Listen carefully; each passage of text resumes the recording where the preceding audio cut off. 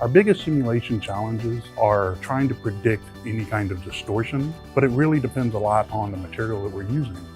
And the 3D Experience platform allows us to use many different materials, and it actually has an effect on the part.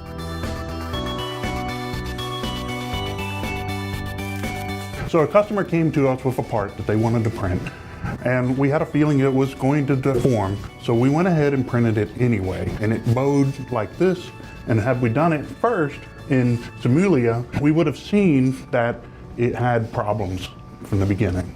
In the future, we would run SIMULIA first, figure out what the deformation is, then we can use their reverse shape optimization and get a reverse shape such as this, where it's subtle, but it looks as though somebody crushed it just a little bit. And then we printed this new shape and came up with a part that is much, much straighter.